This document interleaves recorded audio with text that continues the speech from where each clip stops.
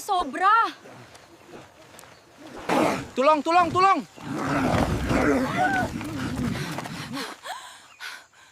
Tay, anong gagawin natin? Huwag kang mag-alala, nandyan si Liwanag. Nandyan lang yan sa tabi-sabi, si Liwanag at ang kalabaw.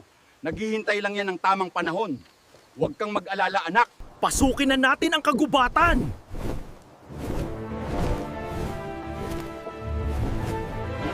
Maging mapagmasid kayo. Isa ito sa pinakadelikadong lugar na mapupuntahan natin.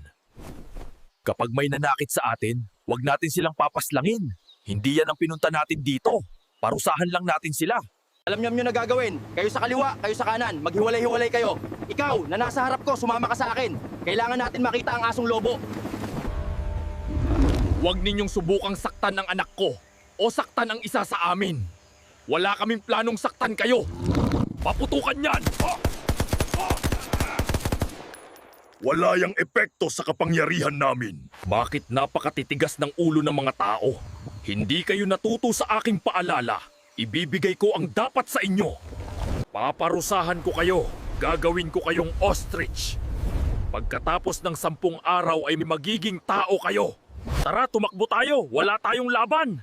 Ano ba itong pinasok nating gulo?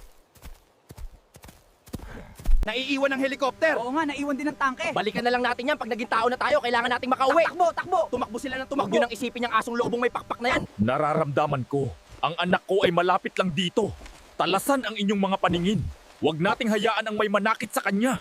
Sino kayo? Ano ginagawa ninyo dito? Hinahanap nyo rin ba ang asong lobo na may 50 milyon na pabuya? Yung hinahanap nyong may 50 milyon na asong lobo ay ang aking nawawalang anak. Huwag nyo pong subukan para sa ikabubuti nyo. Mga bata, huliin itong tatlong ito. Sige, patutunayan ko sa inyo. Ako ang ama ng hinahanap ninyong asong lobo.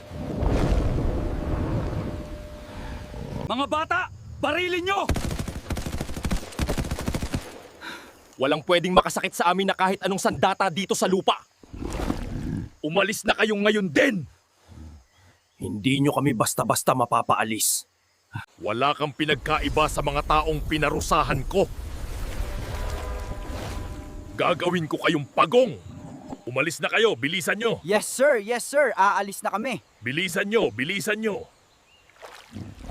Kontraktor, pinaalis na tayo, nagmatigas, tuloy naging pagong tayo. Kailan tayo makakauwi sa bahay neto? Napakabagal ng ginawa nila sa atin. Aray ko, aray mo, pakak. Gob, gob.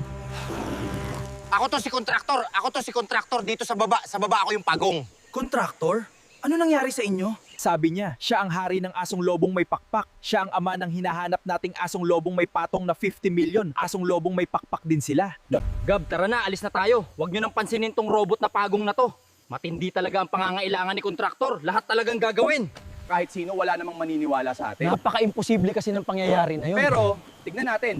Pag siya naman ang nakasagupa sa hari ng asong lobong may pakpak,